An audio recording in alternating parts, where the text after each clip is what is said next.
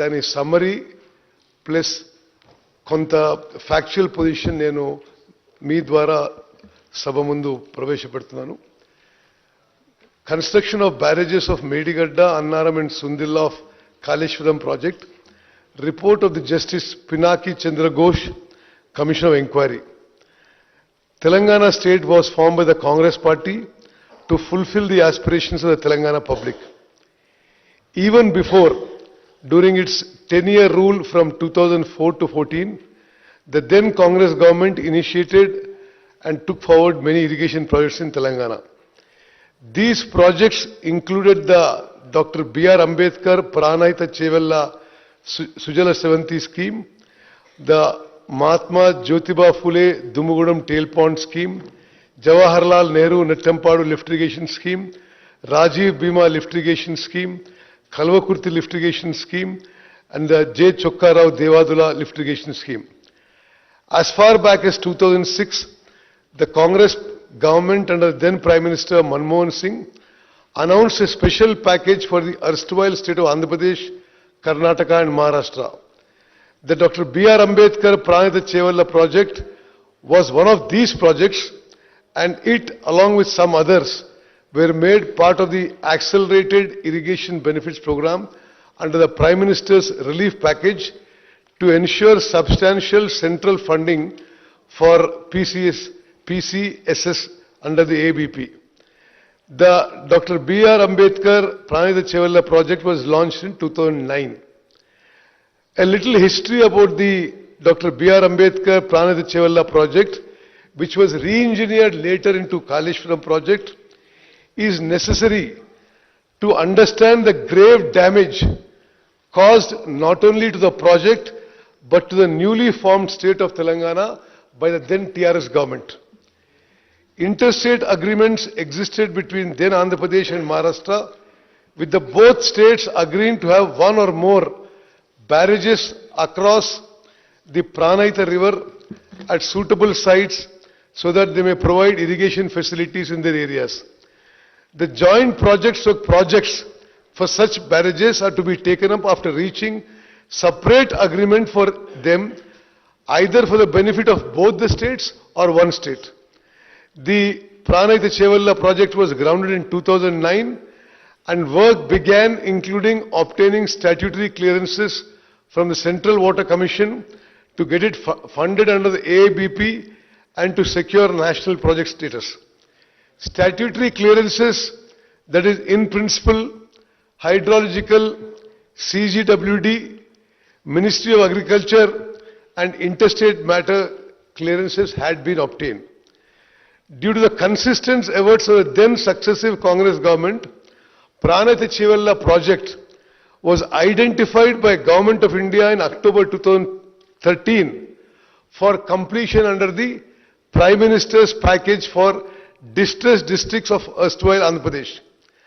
An agreement between the then Chief Minister of Andhra Pradesh, Shri Kiran Kumar Reddy, and then CM of Maharashtra, Shri Prithviraj Chavan in May 2012, entrusted the task of finalizing the barrage parameters to form a joint committee, that is interstate board. The committee met twice before the state's bifurcation. Then Andhra Pradesh was insisting on a barrage level of 152 meters, while Maharashtra insisted on 148 meters to reduce submergence in their territory. It was finally resolved that submergence studies would be carried out by the Central Water and Power Research Station, Pune, for levels 148, 150 and 152 meters. A final decision on the barrage height would then be taken to ensure Andhra Pradesh could draw the required water with minimum or optimal submergence in Maharashtra. The PWRS report was submitted after the bifurcation of the state and was discussed again by the Committee of Interstate Board. However, later the then TRS government decided to unilaterally rewrite the earlier agreement, inserting a new barrage at Medigadda at 100 meters. The then Chief Minister of Telangana wrote 3 letters to the then Prime Minister on 7th June 2014, on 11th February 2016, and on 6th September 2014, requesting the Honorable Prime Minister for declaring Pranayata Chevalla as a national project pending investment clearance, duly stating that this project is covered under the PM's relief package for distressed districts. Another development is that then Union Minister for Water Resources, Srimati Uma Bharati, on 13th March 2015, wrote a letter to then Minister for Irrigation Telangana government, Shri Harish Rao, and clearly stated that the hydrology of the Pranayata Chevalla project was cleared on 24th October 2014. Interstate agreement was concluded on 8th March 2016 for constitution of Interstate Board for undertaking joint projects of Pranayata Chevalla and Kaleshwaram projects comprising of barrage sites at Tumbadiyetti on river Pranayata and Medigadda on river Godavari. Interstate Board meeting on 23rd August 2016, attended by both Chief Ministers, resolved to undertake Tumbadiyetti barrage at 148 meters and Medigadda barrage at 100 meters. At the time of state formation, the expenditure incurred on the Pranayata Chevalla project was 6,157 crores, and after the formation of the state, another 5,523 crores was expended. That means a total expenditure of Pranayata Chevalla was 11,679 crores, which formed approximately 30% of the estimated project cost of 38,500 crores. Why I am giving this historical background is, after the then governments had made significant progress for reasons best known to them, the then TRS government, after an expenditure of 11,600 crores, abandoned the Pranayata Chevalla project totally. Their government constituted a committee of retired engineers dated 21st Jan 2015 with retired engineers whom the then Chief Minister described in the floor of the House that they are very respected and distinguished irrigation experts. The committee report at page number 4 mentioned that the Honorable Chief Minister desired to study an alternative location on Godavari River near Medigadda in Karimnagar district up to Mid-Maner. Further, the committee report mentioned that Honorable Chief Minister has ordered the Irrigation Department to explore the possibilities of constructing barrage on Godavari River near Medigadda. This committee set up by their government, final recommendation lo emandante, the proposal of construction of barrage on Godavari River near Medigadda and lifting 160 TMC of water to Mid-Maner reservoir is not desirable due to its prohibitive cost and time exemption. The ENC General submitted a letter to the Judicial Commission that this committee was given to the then Irrigation Minister. The report of Irrigation Engineers Committee, the above committee, concluded with their recommendation that the barrage at Medigadda should not be built was not taken into account while planning the Medigadda barrage. The initial techno-commercial offer of the WAPCOs who did the DPR did not mention the proposal of building a barrage at Medigadda.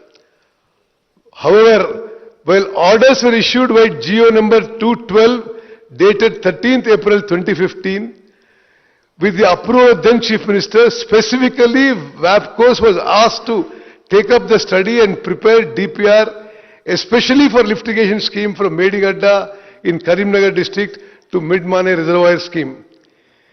It is clear, చాలా స్పష్టంగా ఆ ప్రభుత్వం మేడిగడ్డ దగ్గర barrage కట్టే నిర్ణయం వ్యాప్కోస్ report రాకముందే నిర్ణయం తీసుకుందనే విషయం చాలా స్పష్టంగా రికార్డుల ద్వారా మరి అందరికీ తెలుస్తున్న విషయం మీకు మనం చేస్తున్న స్పీకర్ గారు. The WAPCOs gave their detailed project report on 17th March 2016 without any perusal of the report. 17 జనవరి 2016న వ్యాప్కోస్ రిపోర్ట్ ఇస్తే ఆనాటి ముఖ్యమంత్రి అదే రోజు వ్యాప్కోస్ ఇచ్చిన డిపిఆర్ ఇచ్చిన రోజే మరి మేడిగడ్డ దగ్గర బ్యారేజ్ కట్టడానికి డీటెయిల్ ఎస్టిమేట్స్ చేయమని ఇతర ఆదేశాలు అధికారులకు ఇవ్వడం జరిగింది. There was no examination technically or scrutiny or vetting by irrigation department of the WAPCO's DPR before the then Honorable CM gave instructions to go ahead with the DPR and the cost estimate. Accordingly, the then Chief Minister approved GO number 231 dated 1st March 2016 for the Medigadda barrage, and this for a project which started at about 2,600 crores and later went to 4,500 crores did not have the approval of the cabinet. Today, the consequences of this are for all the people of Telangana to see in the collapse of the Medigadda barrage and massive financial burden that has been created in the resources of this new state, severely limiting its efforts to develop and bring prosperity to its citizens. The then government constructed 3 barrages at Medigadda, Annaram and Sundilla with an enormous increase in the project cost. Mari Pranitha Chevella cost 38,500 కోట్లయితే మరి తర్వాత ఆనాటి TRS ప్రభుత్వము 80,000 కోట్లతో Kaleshwaram project పనులు మొదలుపెట్టింది. CAG report, control and auditor general report 2022లో ఇప్పుడు Kaleshwaram project 1,27,000 కోట్లు దాటొచ్చిన ఫిగర్స్ ఇవ్వడం జరిగింది. ఆ తర్వాత అంచనాల్లో కాళేశ్వరం ప్రాజెక్టు టోటల్ కాస్ట్ 1,47,000 కోట్లు అయ్యే సూచనలు స్పష్టంగా అవపడుతుంది.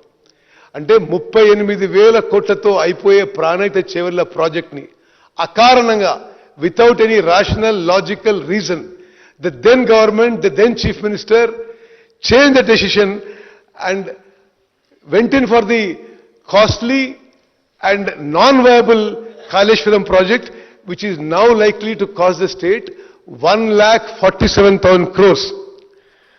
ఇప్పుడు జరిగిన సంఘటన గురించి మనం వస్తే 21 అక్టోబర్ 2023న అంటే ఆనాడు రాష్ట్రంలో టిఆర్ఎస్ ప్రభుత్వం ఉంది. 6 piers of block 7 of Medigadda barrage collapsed. The concerned assistant engineer filed an FIR in Mahadevpur police station on 22nd October. Now, ఇప్పుడు ఆ బ్యారేజ్ కొలాప్స్ అయ్యే నాటికి ఆ 3 బ్యారేజ్ల వల్ల ఈ రాష్ట్రానికి మరి ఎంత ప్రయోజనం జరిగిందో, ఎంత లిమిటెడ్ ప్రయోజనం జరిగిందో కొంత లెక్కల ద్వారా మరి మీ ద్వారా సభకి యావత్ తెలంగాణ ప్రజానీకానికి తెలియజేస్తున్నాం. అధ్యక్ష, కాళేశ్వరం ప్రాజెక్ట్ కట్టినప్పుడు సంవత్సరానికి 195 టీఎంసీలు లిఫ్ట్ చేస్తామని చెప్పి పదే గత ప్రభుత్వంలో పెద్ద మనుషులు ప్రకటించారు. 195 టీఎంసీ పర్ ఇయర్. వాస్తవంగా ఎంత లిఫ్ట్ చేసిండ్రు? ప్రాజెక్ట్ ఇనాగ్రేషన్ 2019 నుంచి ప్రాజెక్ట్ కొలాప్స్ అయ్యే 21 అక్టోబర్ 2023 వరకు టోటల్ 5 ఏళ్లలో సంవత్సరానికి 195 టీఎంసీలు లిఫ్ట్ చేస్తామన్న ప్రాజెక్టులో 5 ఏళ్లు కలిపి టోటల్ లిఫ్ట్ చేసింది 162 టీఎంసీలు. 162 టీఎంసీల్లో 32 టీఎంసీలు మళ్ళీ సముద్రంలోకి వదిలిపెట్టారు. So balance left for irrigation was 130 TMC over 5 years. అందులో నార్మల్ లెక్కల ప్రకారం 10% ఎవాపరేషన్ లాస్ ఉంటే net water available in 5 years from Kaleshwaram project was 114 TMC. అధ్యక్ష, these are official figures drawn from the irrigation department records. ఇందులో మళ్ళీ 13 టీఎంసీలు కొండపోచమ్మ సాగరు, మల్లన్న సాగరు, రంగనాయక సాగర్లో స్టోరేజ్గా ఉన్నాయి. అంటే టోటల్ ఐదేండ్లలో మరి 1,00,000 కోట్లతో కట్టిన కాళేశ్వరం ప్రాజెక్టు ద్వారా తెలంగాణ రాష్ట్రానికి ఉపయోగపడ్డ నీళ్లు 101 టీఎంసీ. అంటే సంవత్సరానికి 20.23 టీఎంసీ. అధ్యక్ష, 38,000 కోట్లతో పూర్తయ్యే ప్రాణహిత చేవెళ్ల ప్రాజెక్ట్ పక్కన పెట్టి 1,47,000 కోట్లతో కాళేశ్వరం ప్రాజెక్టు మొదలుపెట్టి 1,00,000 కోట్లు ఖర్చు పెట్టిన తర్వాత 5 ఏండ్ల ప్రాజెక్టులో 195 టీఎంసీలు పర్ ఇయర్, 34 లక్షల ఎకరాలు వస్తాయన్నారు వీళ్ళు. 34 లక్షల ఎకరాలు వస్తాయని చెప్పినారు. 18 లక్షల ఎకరాలు కొత్త ఆయకట్టు, 16 లక్షల ఎకరాలు స్టెబిలైజేషన్ అని చెప్పడం జరిగింది. వాస్తవంగా 5 ఏండ్ల పాటు వచ్చిన నీళ్లు 101 టీఎంసీ. అంటే సంవత్సరానికి 20.2 టీఎంసీలు. అంటే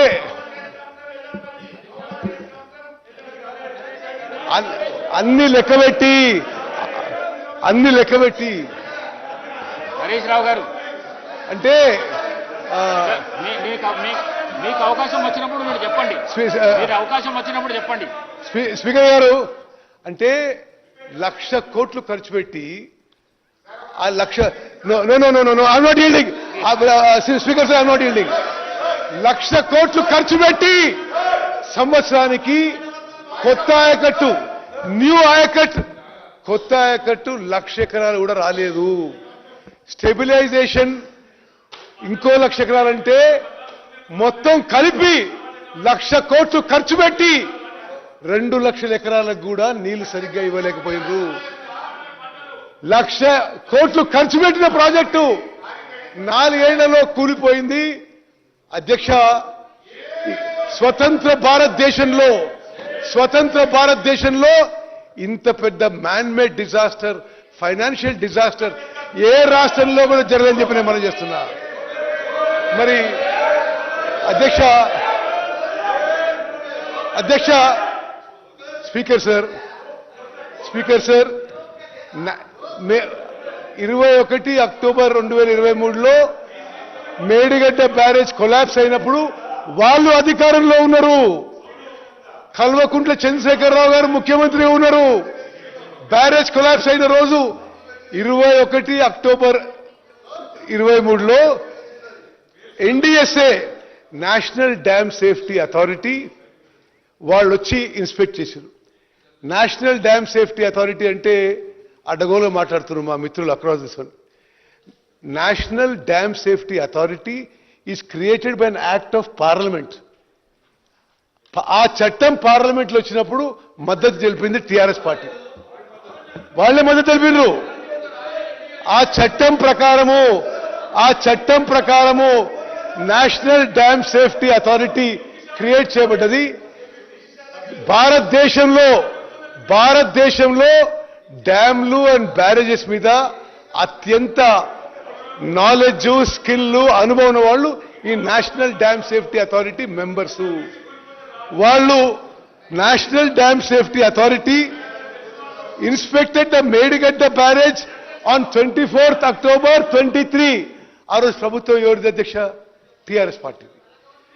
మరి దీనికి వాళ్ళు పాయింట్అవుట్ చేసింది ఏంటంటే, ఈ Medigadda barrage and other components of Kaleshwaram project 2019లో ఇనాగ్రేషన్తో మొదలుపెట్టింది. ఇనాగ్రేషన్ మొదలైన కొన్ని రోజులకే project developed serious problems. Piping అంటే బ్యారేజ్కి ఇటు నుంచి కింది నుంచి అటు మరి నీళ్లు ఉసుకపోతూ బ్యారేజ్ ఫౌండేషన్ వీక్ అయిపోయింది. 2019 నుంచే వాళ్ళ అధికారులు రాసిన రికార్డు ప్రకారమే all the 3 barrages were showing serious problems. ఇంకో విషయం అధ్యక్ష, అసలు డ్యామ్కి బ్యారేజ్కి తేడా లేకుండా బ్యారేజ్ కట్టి డ్యామ్ లాగా ఉపయోగించుకునేందుకే ఈ యొక్క మేడిగడ్డ బ్యారేజ్ కొలాప్స్ అయిందని చెప్పి ఎన్డీఎస్ఏ రిపోర్ట్లో ఉంది.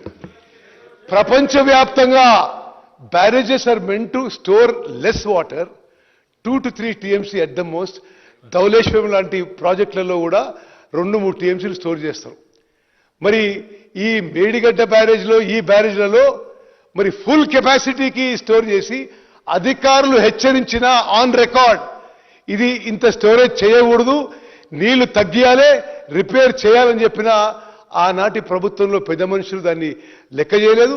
దాని పర్యవసనమే మేడిగడ్డ బ్యారేజ్ కూలిపోయిందని చెప్పి లిఖితపూర్వకంగా మీ ప్రభుత్వంలో మీ అధికారులే తెలియజేసిండ్రు.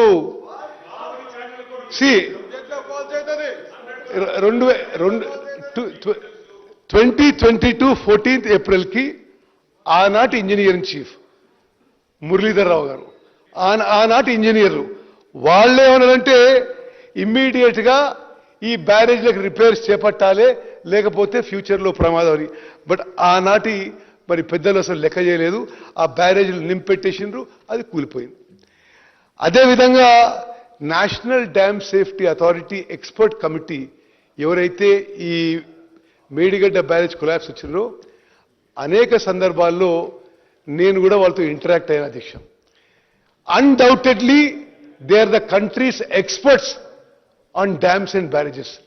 మరి వాళ్ళు మాజీ సెంట్రల్ వాటర్ కమిషన్ చైర్మనే కాదు, ఐఐటి ప్రొఫెసర్లు, సాయిల్ రీసెర్చ్లో, మెటీరియల్ రీసెర్చ్లో మరి నైపుణ్యం ఉన్నవాళ్ళు, నాలెడ్జ్ ఉన్నవాళ్ళు, టెక్నికల్ ఉన్నవాళ్ళు ఈ కమిటీ మెంబర్స్. వాళ్ళు ఏమన్నారు, Medigadda barrage has sunk due to a combination of issues involving poor planning, poor design, poor quality control and no operation and maintenance. The primary reason for the failure is the settlement of the barrage raft. The piers being monolithic with it have also settled, moved and cracked. This could occur due to several possible reasons. That is piping, ante barrage కింది నుంచి నీళ్లు ఇసుక పోయి foundation week అయిపోయింది. Wherein transportation of foundation material has occurred. Inadequate bearing capacity of foundation material. Failure of upstream secant piles due to barrage load.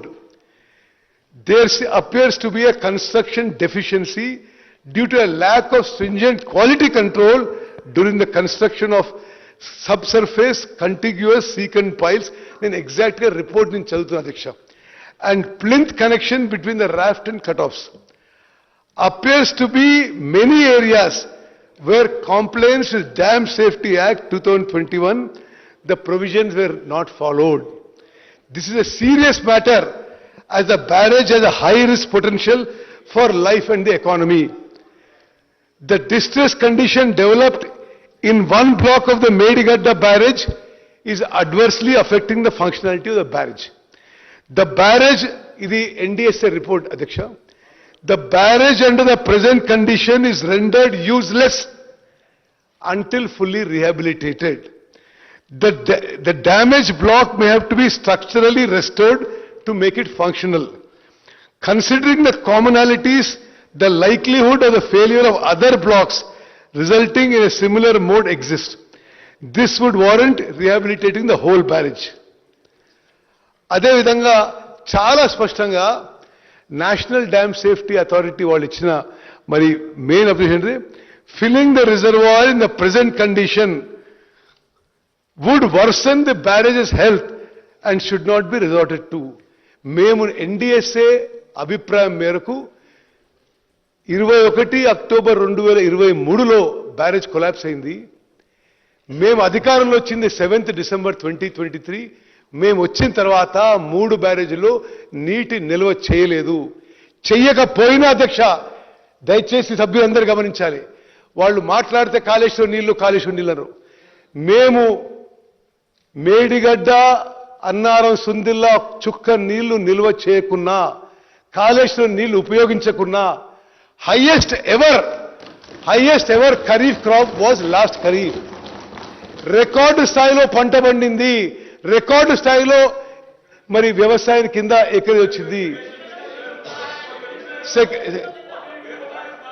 Because అంతకు ముందు మీరు అబద్ధాలు చెప్పారు కాబట్టే ఇది. కేటీఆర్ గారు, అధ్యక్ష కేటీఆర్ గారు, అధ్యక్ష కేటీఆర్ గారు, అధ్యక్ష కేటీఆర్ గారు, ప్లీజ్ అధ్యక్ష, ప్లీజ్ అధ్యక్ష, స్పీకర్ స్పీకర్ సార్, మీకు అవకాశం వచ్చినప్పుడు మాట్లాడండి. మీకు అవకాశం వచ్చినప్పుడు మాట్లాడండి. మీకు అవకాశం వచ్చినప్పుడు మాట్లాడుకోండి. నోట్ చేసుకోండి. మీకు అవకాశం వచ్చినప్పుడు మాట్లాడండి. నోట్ చేసుకోండి. మీకు అవకాశం వచ్చినప్పుడు మాట్లాడండి. మంత్రి గారు మాట్లాడండి.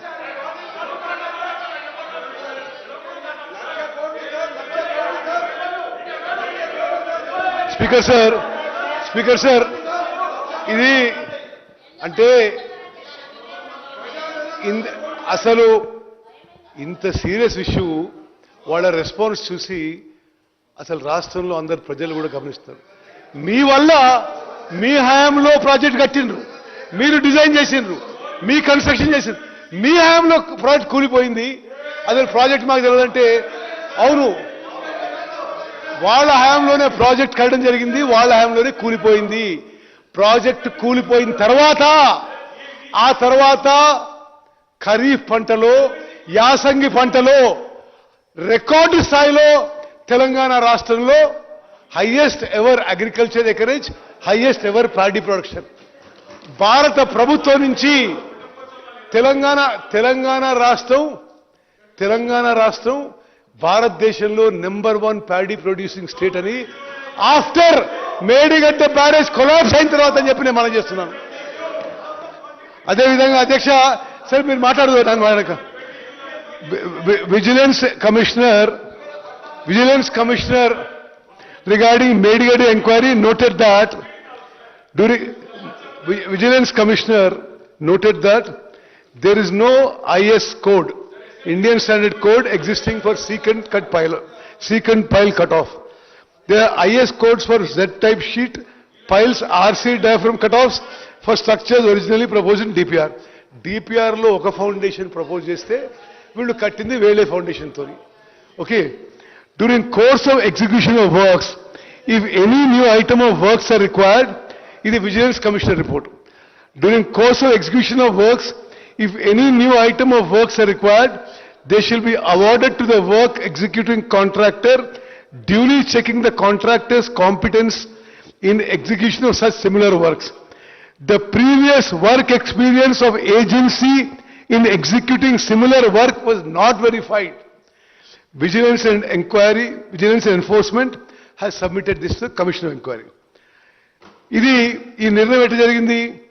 ప్రాజెక్టు ఎగ్జిక్యూషన్ మొదలైన తర్వాత 9 జనవరి 2017 ఒక మీటింగ్లో ఆనాటి ఇరిగేషన్ మంత్రి చైర్ చేసిన మీటింగ్లో decision was taken that led to replacement of originally proposed diaphragm walls, Z type sheet piles with secant pile cut offs. మరి మా ప్రభుత్వం వచ్చిన తర్వాత ఇంత పెద్ద నష్టం జరిగిన తర్వాత 1,00,000 కోట్లు ఖర్చు పెట్టి ప్రాజెక్టు నిరుపయోగంగా ఉంది. 21,000 కోట్లు అయితే స్ట్రేట్ అవే నష్టం. ఏది మేడిగడ్డ, అన్నారం, సుందిల్లా బ్యారేజ్లు ఆ కట్టడానికైనా ఖర్చు ప్లస్ వాటి పంప్ హౌసెస్కి 21,000 కోట్లు అయింది. అది పూర్తిగా మరి అసలు ఉపయోగంలో లేదు. ఇప్పుడు మా ప్రభుత్వం వచ్చిన తర్వాత పూర్తిగా ఈ విషయాన్ని పారదర్శకంగా మరి ఒక ప్రజాస్వామ్య పద్ధతిలో నిజం తెలుసుకోవాలనే ఉద్దేశంతో మా ప్రభుత్వం justice Shri Pinaki Chandra Ghosh, former judge of West Bengal high court, former chief justice of Andhra Pradesh high court, former judge of the supreme court, first Lokpal of India, one of the most distinguished judges of India. We appointed him, we requested him as a commission of inquiry to conduct judicial inquiry on certain allegations of irregularities and embezzlement of public funds by corrupt practices in constructing the barrages of Medigadda, Annaram and Sundilla of Kaleshwaram project. This GO was issued by us in March 2024. The terms of reference given to the judge were to inquire into the negligence, irregularities and lacuna in planning, designing and construction of Medigadda, Annaram and Sundilla barrages. To inquire into the manner of award and execution of contract, including but not limited to deviations in the contract and following of a strict financial discipline in the execution of such contract. To inquire into the negligence and lacuna in operation and maintenance of 3 barrages by the agencies concerned and the department thereby leading to major damage to the structure. To inquire into the quality control and monitoring aspects, negligence and other malpractices by the agencies to contractors and department. To inquire, identify and fix up responsibility for any authority or political or executive official who extended undue favors to the agencies through contractors in terms of allowing unjustified extension of time, wrong completion of work certificate, premature releasing of bank guarantee and such other matter. The commission shall fix responsibilities for the lapses identified by during its inquiry into the above matters and financial implications on the lapses identified. Adhyaksha, this judicial commission headed by a Supreme Court judge వాళ్ళు చాలా పారదర్శకంగా following the due judicial process they have gone about doing this inquiry. వాళ్ళు both state and national papers లో కంటిన్యూస్గా advertisement ఇచ్చారు. ఈ project గురించి ఈ విషయం మేము ఎంక్వైరీ చేస్తున్నాం, మీకేమైనా చెప్పదలుచుకుంటే ఎవరైనా సరే ఈ ప్రాజెక్ట్ గురించి ఏమైనా వచ్చి మాకు స్టేట్మెంట్ ఇవ్వండి అని చాలా పారదర్శకంగా వాళ్ళు they went forward. The commission also visited the Medigadda barrage, Annaram barrage and Sundilla barrage. Pursuant to such public notice, affidavits have been filed by nearly 110 members, including general public, NGOs and officials. Total number of people examined was 119, including the then Chief Minister Shri K. Chandrasekhar Rao Garu, then Irrigation Minister Shri T. Harish Rao Garu, then Finance Minister Shri Etal Rajendra Garu. After giving everybody a fair chance, giving a fair inquiry, a transparent inquiry, the Commission of Inquiry submitted report on 31st July to the government. Our government, on receiving the report, immediately formed a committee of 3 senior IAS officers to study the Commission's report and submit a summary to the Cabinet. The matter was placed before the Cabinet on 4th August 25. The Cabinet has resolved, దయచేసి ఈ సభలో ఉన్న సభ్యులందరూ గమనించాలి, రాష్ట్ర ప్రజలు గమనించాలి, అసలు మేము ఏమాత్రం కక్ష సాధింపు ధోరణితో పోలేదు. ఒక పారదర్శకంగా నిజం తెలవాలని ధోరణితో ముందుకు పోయినాం. జరిగిన తప్పులు, జరిగిన నష్టం గురించి నిజం తెలవాలి అనే ఉద్దేశంతో మా ప్రభుత్వం ముందుకు పోయింది. క్యాబినెట్లో కూడా ఈ కమిషన్ రిపోర్ట్లో వెంటనే చర్యలపై ఏమీ మాట్లాడకుండా మరి క్యాబినెట్లో డిస్కషన్ చేసి ఆ తర్వాత ఇది శాసనసభలో ఈ కమిషన్ రిపోర్ట్ పెట్టి శాసనసభలో అందరి అభిప్రాయం విని we will take the next course of action, next way forward అని చెప్పి స్పష్టంగా తెలియజేయడం జరిగింది. ఒక supreme court judge led commission of ఎంక్వైరీకి ప్రతిపక్షంలో ఉన్న పెద్ద మనుషులు చేసిన తప్పు సరిపోయినట్టుగా ఒక సుప్రీం కోర్ట్ జడ్జ్ లెడ్ ఆ కమిషన్ ఎంక్వైరీని కాంగ్రెస్ కమిషన్ అంటారండి. మీరు ఏమేం మాట్లాడంటారండి? మీరు మీ వల్ల ఈ రాష్ట్రానికి శాశ్వతంగా నష్టం జరిగింది. మరి the cabinet, the speaker sir, the cabinet resolve అంటే ఏమాత్రం కక్ష సాధింపు అనే ధోరణి లేకుండా ఒక డెమోక్రటిక్ వేగా, ఒక పారదర్శకంగా, ఒక fair and neutral Vega cabinet చేసే తీర్మానం ఏంటంటే resolve to accept the report of the commission of enquiry, further resolve to place the same before assembly for discussion. మేమేమో పూర్తి రిపోర్టు అసెంబ్లీలో పెట్టి చర్చించాలంటే ఈ పెద్ద మనుషులు కోర్టుకు పోయి ఆ రిపోర్టు మీద స్టే అడిగినరు, అసెంబ్లీలో రిపోర్ట్ పెట్టదని అడిగినని చెప్తే మరి ఎవరు దాచిపెడుతుందో ఒక్కసారి మీరు ఆలోచన చేయాలి.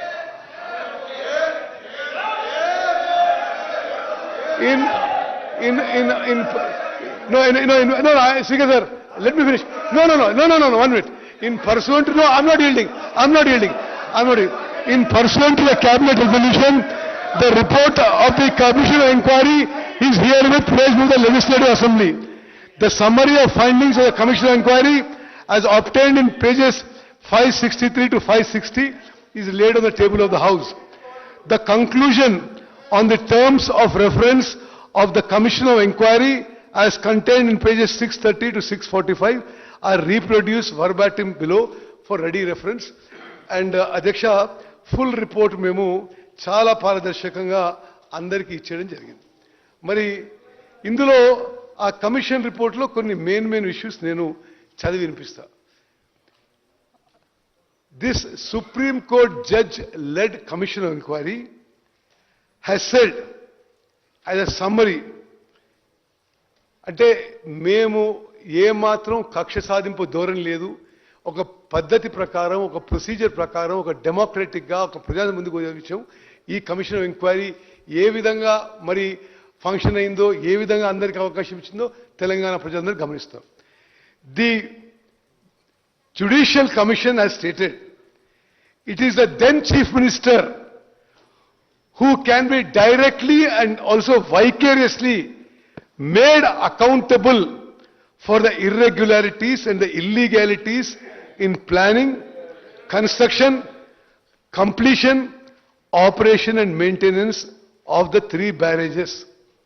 ఆనాటి ముఖ్యమంత్రి డైరెక్ట్ రెస్పాన్సిబిలిటీ ఉందని చెప్పి, అకౌంటబుల్ అని చెప్పి మరి judicial commission of enquiry has given a report. ఈ మా మాటలు కాదు, నేను ఒక్క మాట కూడా అటు ఇటు చెప్తలేను. ఆ కమిషన్ ఆఫ్ ఎంక్వైరీ రిపోర్ట్లో ఉన్న మాట యథాతథంగా చెప్తున్నాను. మరి it is for the government to examine, to take action against them in accordance with law. Speaker sir, మీ ద్వారా యావత్ తెలంగాణ ప్రజానాయకానికి మరి తెలియజేస్తున్నాం, ఈ ప్రభుత్వం ఏమాత్రం కక్ష సాధింపు చర్యలకు పాల్పడలే విషయాన్ని మీరు గమనించాలి. క్యాబినెట్లో ప్లేస్ చేసినాం, చర్చించినాం, క్యాబినెట్లో శాసనసభలో ప్లేస్ చేసి అందరూ చర్చించడానికి అవకాశం ఇస్తామని చెప్పినాం. ఆ తర్వాతనే చర్యలు if any will be there అని చెప్పడం జరిగింది. మరి ఇంతకంటే పారదర్శకంగా, డెమోక్రటిక్గా, ప్రజాస్వామ్యంగా ఇంకో ప్రభుత్వం ఉంటుంది అనుకో. అధ్యక్ష, ఆ కమిషన్ ఆఫ్ ఎంక్వైరీ కొన్ని మెయిన్ పాయింట్స్ నేను యాజ్ ఇట్ ఈజ్, అంటే నేనేమి ఇందులో ఒక్క వర్డ్ కూడా నాది కాదు, ఇది సుప్రీం కోర్ట్ జడ్జి లిఖితపూర్వకంగా ఇచ్చిన అభిప్రాయం.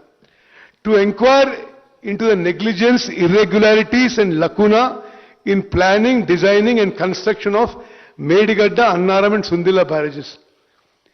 జడ్జి ఏమంటారంటే, it is held that there is wrong, అంటే wrong planning, and in some cases no planning in construction and completion of the 3 barrages in respect of preparation of estimates and granting administrative approvals and applying for and obtaining necessary permissions to approvals from the Central Water Commission.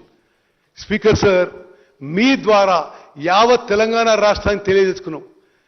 మరి వాళ్ళకి ఎందుకు ఆతృతుందో లేకపోతే ఏం మాత్రం ఉందో కానీ సిడబ్ల్యూసికి DPR approval కాకముందే టెండర్లు పిలిచి కాంట్రాక్టర్లకి మాట్లాడుకున్నారు, పనులు మొదలుపెట్టింది. Without any approval from contractor, any approval from CWC, the contracts are awarded. ఈ దేశంలో, ఈ ప్రపంచంలో ఎక్కడ ఇట్లా జరిగి ఉండదు. అదేవిధంగా ది ఎక్స్పర్ట్ కమిటీ, వారే నియమించిన ఎక్స్పర్ట్ కమిటీ ఎవరి గురించి అయితే మాజీ ముఖ్యమంత్రి కేసీఆర్ గారు శాసనసభలో చాలా గొప్ప మేధావులని, నైపుణ్యం ఉన్న వాళ్ళని, అనుభవం వాళ్ళని నేను కమిటీ పెట్టి వాళ్ళ ఒపీనియన్ ప్రకారం పోతున్నాడు, ఆ కమిటీ కూడా మేడిగడ్డ దగ్గర బ్యారేజ్ కట్టొద్దు అని స్పష్టంగా ఇచ్చిండ్రు. దెన్ వీళ్ళు ఏమన్నారు, ది తుమ్మిడేటి దగ్గర నీళ్ళు లేవు, అందుకోసమే మేడిగడ్డ దగ్గర కడుతున్నాం అని చెప్పినారు. ఆ రోజు కానీ తర్వాత కానీ జ్యుడిషియల్ కమిషన్ అన్ని రికార్డ్స్ పరిశీలించి the alleged non-availability of water at Tummidihatti is not correct and not the genuine reason for construction of barrage of Medigadda. అంటే తుమ్మడిహట్టి దగ్గర మీరు నీళ్ళు లేవని మేడిగడ్డకి షిఫ్ట్ చేసిండ్రు. మీరు చెప్పిన కారణాలు కరెక్ట్ కాదు, తుమ్మడిహట్టి దగ్గర కూడా నీళ్లు ఉన్నాయి, మీరు అబద్ధాలు చెప్పిందని చెప్పి జ్యుడిషియల్ కమిషన్ లిఖితపూర్వకంగా పేర్కొన్నారు. మరి the decision of this is I am reading exactly the Judicial Commission report. The decision of construction of barrage at Medigadda and also at Annaram and Sundilla is solely of the then Chief Minister in the Judicial Commission Vakya. Then second is that to inquire into the manner of award and execution of contract, including but not limited to deviations in the contract and following strict financial discipline in execution of such contract. Contract paddhati, tendering process, WAPCOS తో ఉన్న మరి DPR తీసుకున్న విషయం అన్ని విషయాల్లో all norms have been violated అని చెప్పి judicial commission పేర్కొంది. అదేవిధంగా అసలు టెండర్ పద్ధతే ఈ కాళేశ్వరం ఇరిగేషన్ కార్పొరేషన్ పెట్టిన తర్వాత అసలు మీరు ఫాలో అయిన టోటల్ ప్రొసీజర్ ఇల్లీగల్ అని చెప్పడం జరిగింది. ఒక ఇల్లీగల్ ప్రొసీజర్ ఫాలో చేస్తూ 1,00,000 కోట్లు ఖర్చు పెట్టి ఆ 1,00,000 కోట్లు ఖర్చు పెట్టిన తర్వాత బ్యారేజ్ కూలిపోయి మరి ప్రభుత్వం ఏం చేయాలో అధ్యక్ష మరి సభ్యులందరూ కూడా ఈ విషయాల్లో వారి అభిప్రాయం తెలియాలని మనం చేస్తున్నాం. అదేవిధంగా revise estimates 1, revise estimates 2 project cost పెంచుకుంటూ పోయిను. ప్రాణహిత చేవెళ్ల దగ్గర ప్రాజెక్ట్ కట్టి ఉంటే ఎప్పుడో 38,500 కోట్లతో ప్రాజెక్టు పూర్తయి ప్రాణహిత నుంచి చేవెళ్ల వరకు 16.5 లక్షల ఎకరాలకు నీళ్లొచ్చి ఒక 60,000 కోట్లు ఇప్పటి వరకే సేవ్ అయిపోయి ఆ సొమ్ముతో పాలమూరు రంగారెడ్డి, కల్వకుర్తి, నెట్టెంపాడు, భీమా, ఎస్ఎల్బిసి, డిండి, దేవాదుల, సీతారాం సాగర్ ఈ ప్రాజెక్టులు అన్నీ కూడా ఆ అమౌంట్లో పూర్తయ్యాయి అధ్యక్ష. మరి ఆ విధంగా కాకుండా అమూల్యమైన ప్రజా సొమ్ముని ఈ విధంగా దుర్వినియోగం జరిగింది. అదేవిధంగా to enquire into the negligence and లకూనా in operation and maintenance of 3 barrages by the agencies concern and the department thereby leading to major damage to the structure. ఇది జ్యుడిషియల్ కమిషన్ రిపోర్ట్లో there is absolutely no operation and maintenance of 3 barrages. There is no O&M manual even అని ఇది supreme court judge గారు observe చేసిన విషయం. జరిగిన విషయం ఏంటంటే వీళ్ళు ఇనాగ్రేట్ చేయగానే ఆ తర్వాత ఆ బ్యారేజీల కింద నుంచి లీక్ మొదలైంది. అప్పటి నుంచే ఆ ఇంజనీర్లే మొత్తుకుంటున్నారు ఈ నీళ్లు తీసేసి రిపేర్ చేయాలని. వాళ్ళకి నీళ్లు తీసేసే స్వేచ్ఛ కూడా అప్పుడున్న అధికారంలో ఉన్న మరి అప్పుడున్న ముఖ్యమంత్రి గారు, ఇరిగేషన్ మంత్రి గారు అలౌ చేయకుండా ఆ నీళ్లు అట్లనే స్టోరేజ్ పెట్టిండ్రు. ఆ రాంగ్ ప్రొసీజర్స్తో ఆ బ్యారేజ్ కొలాప్స్ అయిపోయింది. దెన్ ఆల్సో ఇది judicial commission words. It is held that there are defects in designs, there are defects in drawings, defects in construction and defects in quality control. In fact, in the manner the construction work of these 3 barrages taken up and done, there appear to have no scope to check and ensure quality control. అదేవిధంగా అనేక procedural ఇష్యూస్లో కూడా judicial commission has pointed out. మరి project complete కాకముందే completion certificate ఇచ్చేసిండ్రు. అదేవిధంగా project complete కాకముందే bank guarantee ఇచ్చేసిండ్రు. అదేవిధంగా no justification for revise estimates, then no justification for extension of time. ఇవన్నిట్లో కూడా ప్రొసీజర్స్ మరి వయోలేట్ చేసి కాంట్రాక్టర్లకి మేలు చేసే విధంగా ఆనాటి ప్రభుత్వం ఆనాటి పెద్ద మనుషులు వివరించారని చెప్పి జ్యుడిషియల్ కమిషన్ రిపోర్ట్లో స్పష్టంగా పేర్కొన్నారు. అదేవిధంగా the commission shall fix responsibilities for the lapses identified during its enquiry into the above matters and financial implication on the lapses identified. సరే, దాంట్లో కమిషన్ ఆనాడున్న మరి పొలిటికల్ ఎగ్జిక్యూటివ్తో సహా అధికారులు అందరి పేర్లు పెట్టి ఎవరు దేనికి లయబుల్ అని చాలా స్పష్టంగా తెలియజేయడం జరిగింది. సో నేను అవన్నీ పేర్లు చదివి మీ సమయం వేస్ట్ చేయను. Report already is place in the house. All the engineers and IAS officers and the political executive, all their names are there in this judicial commission report. The then Chief Minister has been directly held accountable and responsible for the collapse of the Medigadda barrage. The then Irrigation Minister has also been held responsible for lapses, and the then Finance Minister also has been held responsible for the lapses. మరి అధ్యక్ష,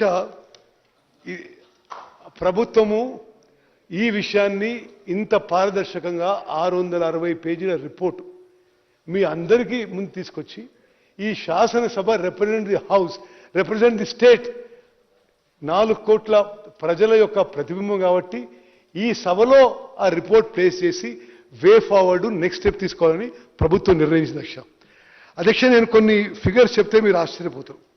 ఇది మాటి మాటికి వాళ్ళు పదే పదే Kaleshwaram project వల్ల నీళ్ళు వచ్చినాయి, కాళేశ్వరం ప్రాజెక్టు నీళ్ళు వచ్చినాయి అని చెప్పి 10 ఏళ్ల పాటు ఒక అబద్ధము ప్రచారం చేసుకున్నారు.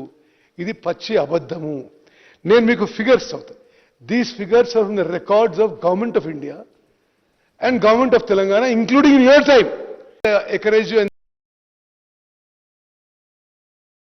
మరి 2021-22లో ఖరీఫ్ పంటలో 58 లక్షల ఎకరాలు, మరి రబీ పంటలో 31 లక్షల ఎకరాలు, మొత్తం 90 లక్షల ఎకరాలు.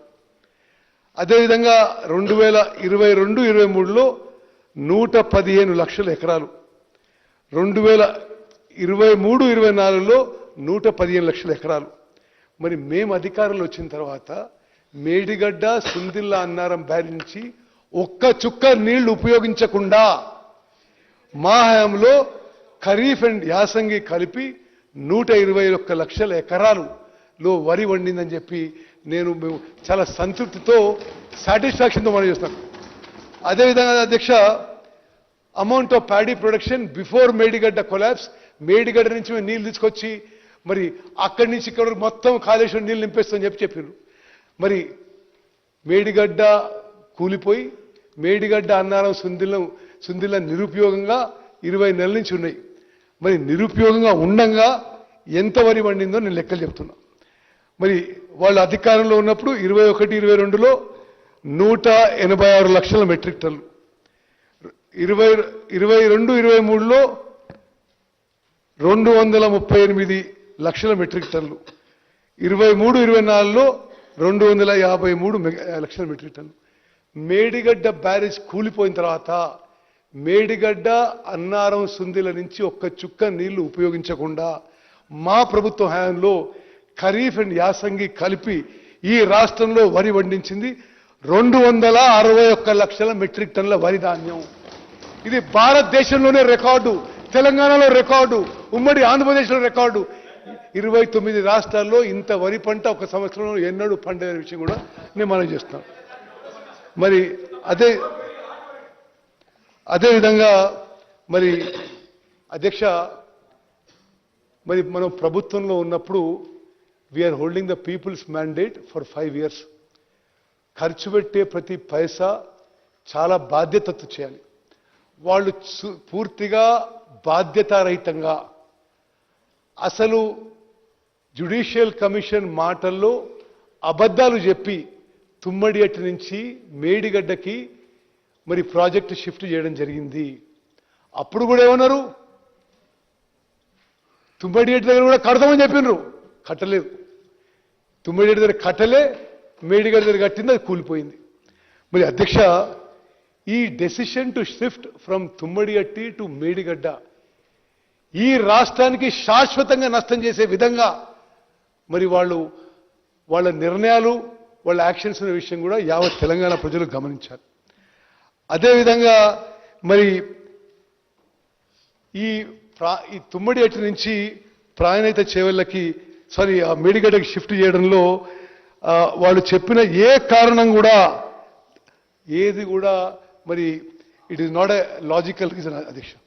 అదేవిధంగా మరి నేను మీకు అగ్రికల్చర్ ప్రొడక్షన్ గురించి చెప్పిన ఒక విషయం మీకు ఈ ఈ 2 ప్రాజెక్టులో కొంత కంపారిజన్ ఇవ్వాలి. ప్రాణహిత చేవెళ్లలో ప్రాజెక్టు కట్టి ఉంటే ఆల్రెడీ 38,000 కోట్లలో 11,000 కోట్లు ఖర్చు అయిన పని అయింది, 30% పని అయింది. అంటే ఇంకో 66% పని అయితే ఈరోజు 16.5 లక్షల ఎకరాలు మరి ప్రాణహిత నుంచి చేవెల వరకు నీళ్ళు వచ్చే వ్యవసాయానికి, హైదరాబాద్లో డ్రింకింగ్ వాటర్ వచ్చేది, మరి అదేవిధంగా ఇండస్ట్రియల్ యూస్కి వాటర్ వచ్చేది. అది వాళ్ళు వదిలిపెట్టేసిండ్రు. మరి మీకు కొన్ని విషయాలు చెప్పాలి అధ్యక్ష, మీ ద్వారా యావత్ తెలంగాణ ప్రజానీకం తెలవాలి. ప్రాణహిత చేవెళ్లలో ప్రాజెక్టులో 70 కిలోమీటర్లు గ్రావిటీతో వచ్చిన తర్వాత కేవలం 19 మీటర్ల లిఫ్ట్ ఉన్నది. సరే మీరు మాట్లాడు లిస్ట్. అదేవిధంగా హరీష్ రావు గారు కాళేశ్వరం ప్రాజెక్టులో హరీష్ రావు గారు మీరు మీరు మీరు నో నో మీరు మాట్లాడవలసిన లేదు. మీరు కట్టిన ప్రాజెక్ట్ కూలిపోయింది, మీరు మాట్లాడట్లా. ఓకే. హరీష్ రావు గారు అదేవిధంగా హరీష్ రావు గారు total total total power demand total power demand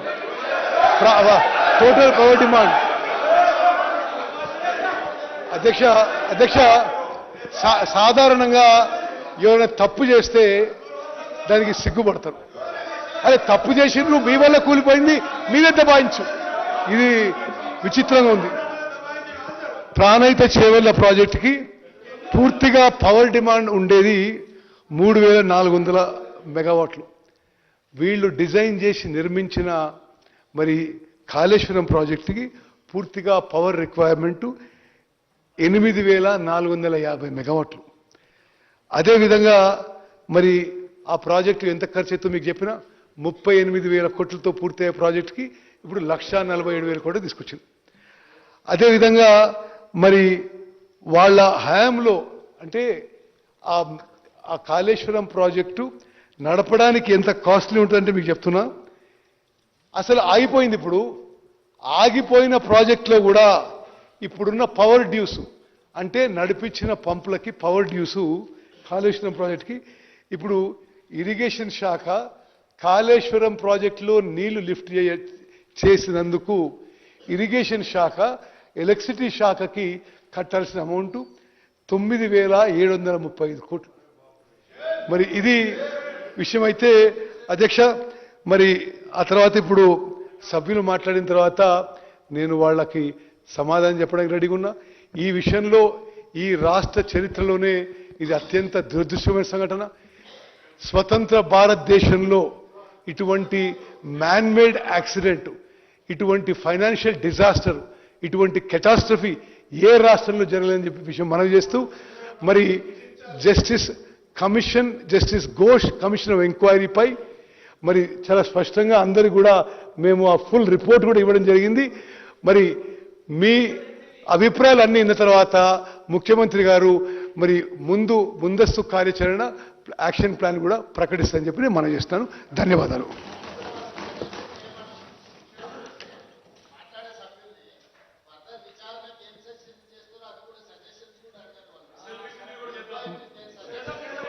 సరే మరి స్పీకర్ సార్ అంటే స్పీకర్ సార్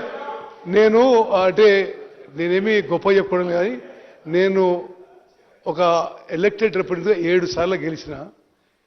ఇంత పారదర్శకంగా, ఇంత ట్రాన్స్పరెంట్గా, ఇంత డెమోక్రటిక్గా ఏ ప్రభుత్వం ఉండదు. మీ అభిప్రాయం కూడా తెలియజేయండి. ఆ తర్వాత మొత్తం డిబేట్ తర్వాత మరి ప్రభుత్వం యొక్క వే ఫార్వర్డ్ యాక్షన్ ప్లాన్ ప్రకటిస్తాం. శ్రీ హరీష్ రావు గారు.